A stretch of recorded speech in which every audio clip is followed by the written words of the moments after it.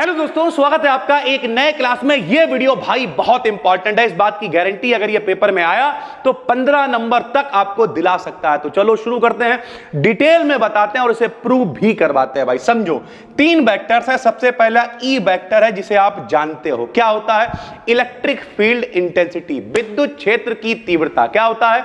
विद्युत क्षेत्र की तीव्रता। भैया दूसरा है डी वेक्टर। डी वेक्टर को क्या कह देते हैं? Displacement vector. क्या कह देते हैं भैया? इलेक्ट्रिक डिस्प्लेसमेंट या डिस्प्लेसमेंट वेक्टर। ये देखो भैया। और तीसरा होता है पी यानी पोलराइजेशन वेक्टर। पी माने क्या होता है? Polarisation vector. तो पहले तो तीनों के बारे में थोड़ा थोड़ा बता देते हैं आपको, आपका कॉन्सेप्ट क्लियर कर देते हैं। पेपर में तीनों के बारे में नहीं आता, इनमें रिलेशन आता है। प्रूव करने के लिए सिद्ध करके दिखाओ भैया तीनों आपस में कैसे रिलेटेड है, समझते हैं। सबसे पहले intensity of electric field. Electric field की डेफिनेशंस आपको पता है, वो सारी चीजें अलग हैं, उससे रिलेटेड हम यहां पे नहीं कर रहे हैं। हम इस हिसाब से इनकी डेफिनेशन लिखेंगे कि डेरिवेशन में इन्हें इस्तेमाल कर सकें भाई, ठीक है। यह एक ऐसा वेक्टर है जो फ्री चार्ज Q से इंड्यूस्ड चार्ज Q दोनों से कनेक्टेड होता है। अब ये समझाते हैं होता क्या, सुनो। जैसे बाई चांस मान लिया ये एक संधारित्र है। संधारित्र क्या होता है? संधारित्र वो होता है जिसमें आवेश को इकट्ठा करा जा सकता है। सरल भाषा में हम हमेशा बताते हैं, आवेश को, जैसे पैसे को रखने की जुगाड़ जेम है, वैसे आवेश को रखने की जुगाड़ संधारित्र कैपेसिटर है भैया, ठीक है। तो ये कैपेसिटर है, मान लिया हमने इसकी प्लेट पे प्लस आवेश दे रखा है, ठीक है, प्लस आवेश हमने दे रखा है। तो ये जो चार्ज हमने इसे दिया है ये फ्री चार्ज है, किसी से कनेक्टेड नहीं है, किसी से उत्पन्न कुछ नहीं मेरे भाई, ये फ्री चार्ज हमने खुद दिया, ये फ्री चार्ज है। हमने क्या किया, यहां बीच में मान लिया एक डाई इलेक्ट्रिक कांस्टेंट की प्लेट रख दी भैया। डाई इलेक्ट्रिक प्लेट क्या होती है? सरल भाषा में कहें कुचालक, कांच, मोम, तेल, लकड़ी, अबरक, इन सबकी किसी की प्लेट रख दी। तो इसकी प्लेट के ऊपर अगर यहां प्लस है तो इसकी प्लेट के ऊपर क्या होगा? माइनस चार्ज अपने आप प्रोड्यूस हो जाएगा। कहते नहीं, खरबूजे को देख के खरबूजा रंग बदलता है, इंडक्शन कह देते हैं इसी को, इंड्यूस्ड हो जाएगा मेरे भाई। तो ये तो हमने दिया है, तो ये फ्री चार्ज है। ये इंड्यूस हुआ है, उत्पन्न हुआ है, तो इस चार्ज को क्या कहते हैं मेरे भाई? इंड्यूस्ड चार्ज कह देते हैं। यानी जो फ्री चार्ज है, जो इंड्यूस्ड चार्ज है, जो दोनों से कनेक्टेड वेक्टर होता है, उसे ई वेक्टर कहते हैं, इलेक्ट्रिक फील्ड मेरे भाई कहते हैं। इसका मात्रक क्या होता है? न्यूटन प्रति कूलाम होता है। इसका फार्मूला क्या है? ई बराबर सिग्मा अपान एप्सिलॉन जीरो भाई, ठीक है। पिछली वीडियो में हमने आपको बताया था, सिग्मा से कहे, लैम्डा से कहे, ये सब क्या होते हैं? ये सब भैया, सिग्मा यहाँ पे पृष्ठ घनत्व है। पृष्ठ घनत्व मतलब Q upon A। Q upon A का मतलब क्या होता है? Q अपान A का मतलब कितने एरिया में कितना चार्ज आप दे रहे हो। इतना एरिया है, उसमें जितना ज्यादा चार्ज दे रहे हो, सिग्मा का मान उतना ज्यादा होगा भाई, ठीक है। तो E बराबर सिग्मा अपान एप्सिलॉन जीरो होगा। अगर बीच में कुछ नहीं रखा हुआ है, बीच में पट्टी रख दोगे किसी कुचालक पदार्थ की भैया, किसी परावैद्युत पदार्थ की, किसी डाई इलेक्ट्रिक की, तो संग में फार्मूले में सिग्मा अपान के एप्सिलॉन जीरो आ जाएगा। के का मतलब क्या है? पट्टी रखी हुई है। केवल अगर के नहीं है इसका मतलब पट्टी नहीं रखी हुई है, सिर्फ बीच में हवा है, वायु है, निर्वात है, वैक्यूम है, एयर है भाई, ठीक है। तो हमने पहला समझ लिया इलेक्ट्रिक फील्ड। इलेक्ट्रिक फील्ड क्या होता है? जो फ्री चार्ज हमने दिया है और उससे जो इंड्यूस हुआ, दोनों से कनेक्टेड वेक्टर है, उसे हम लोग इलेक्ट्रिक फील्ड कहते हैं। इसका फार्मूला ई बराबर सिग्मा अपान एप्सिलॉन जीरो होगा। क्यों? क्योंकि कितना चार्ज दिया है, चार्ज पर डिपेंड कर रहा है, उसी से सिग्मा निकलेगा Q अपान A भाई, ठीक है। दूसरा क्या है?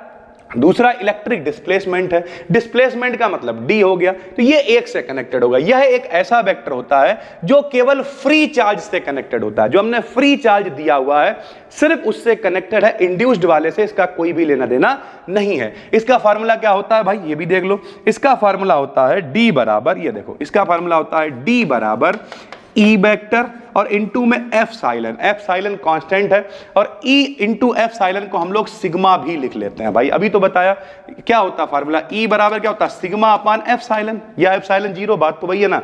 तो कुल मिला के क्या है? ये एप्सिलॉन क्या है? परावैद्युत के लिए है, सीधी सी बात। एप्सिलॉन जीरो क्या है? वायु के लिए। यानी सरल भाषा में सिग्मा को ही हम लोग ई इंटू एप्सिलॉन जीरो भी कहते हैं। तो डी बराबर होता है काय के? सिग्मा के बराबर होता है। डेरिवेशन में काम में आएगा, देखते रहना भाई, ठीक है। तीसरा कौन सा है? पोलराइजेशन वेक्टर है। पोलराइजेशन वेक्टर क्या करेगा भाई? ये ध्यान से समझना, एक दोनों से कनेक्टेड था, एक फ्री चार्ज से कनेक्टेड था, तो ये भैया इंड्यूस्ड वाले से हो जाएगा। यह एक ऐसा वेक्टर होता है जो इंड्यूस्ड चार्ज से कनेक्टेड होता है। ये तीसरा वाला इंड्यूस्ड से कनेक्टेड जो उत्पन्न हुआ है, इसे पी वेक्टर से लिखते हैं। इसका यूनिट भी क्या हो जाएगा? कूलाम प्रति मीटर स्क्वायर। इसकी भी है, इसकी भी है, दोनों की हो जाएगी भाई, ठीक है। क्योंकि दोनों कनेक्टेड तो चार्ज से ही हैं, तो पी वेक्टर का मान सिग्मा पी के बराबर होगा। ये केवल किसके बराबर? सिग्मा के। सिग्मा मतलब नॉर्मल वाले चार्ज की डेंसिटी है। सिग्मा पी क्या है? इंड्यूस्ड वाले, उत्पन्न हुए चार्ज की डेंसिटी है भाई, उसके बराबर है, ठीक है।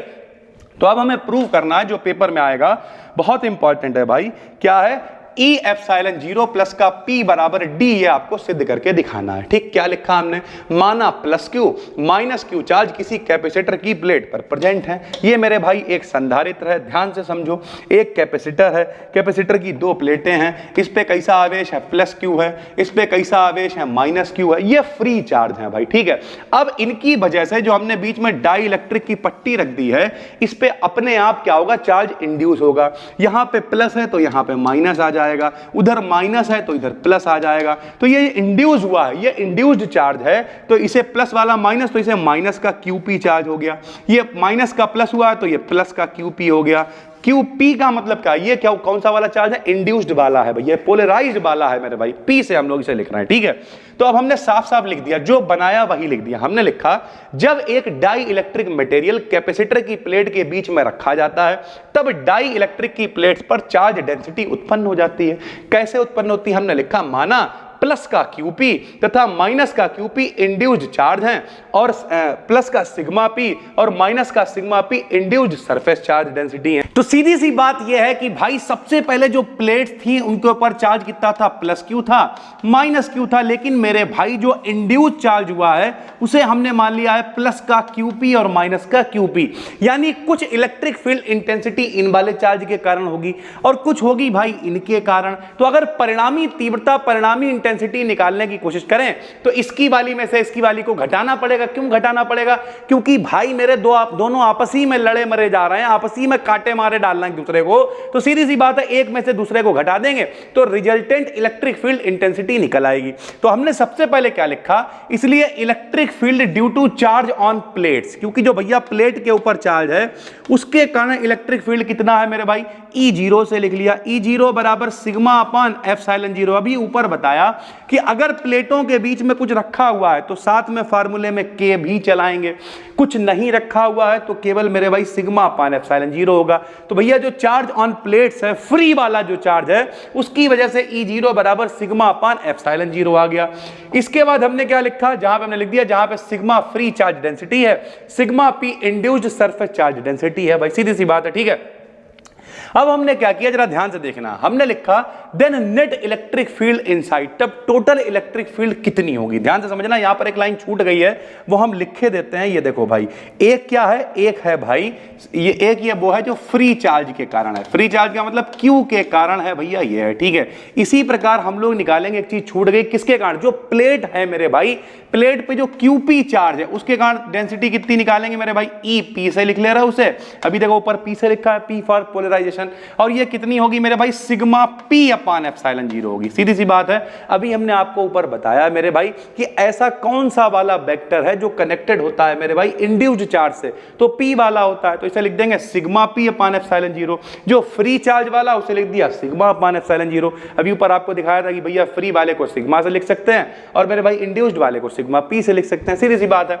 तो जब कभी भी फ्री चार्ज था तो इतनी मेरे भाई इलेक्ट्रिक फील्ड इंटेंसिटी थी, जब बीच में हम लोगों ने डाई इलेक्ट्रिक भी रख दिया तो इतनी थी। ये एक लाइन छूट गई है, इसे आप लिख लेना भाई। ठीक है, तो परिणामी कितनी है भाई, तो परिणामी निकाल, नीचे लिख दिया कि सिग्मा क्या है, फ्री चार्ज डेंसिटी है, सिग्मा P क्या है, इंड्यूस्ड चार्ज डेंसिटी है। तो रिजल्टेंट क्या होगा बताओ, नेट इलेक्ट्रिक फील्ड निकालने के लिए E0 में से EP को घटा दिया भाई, पहले जितनी थी बाद में जितनी इंड्यूस हुई, पहले वाले में से बाद वाले को घटा दिया। लो भैया घटा दिया, जब घटाया तो E0 का मान कितना है, सिग्मा अपान एप्सिलॉन 0 है सर जी।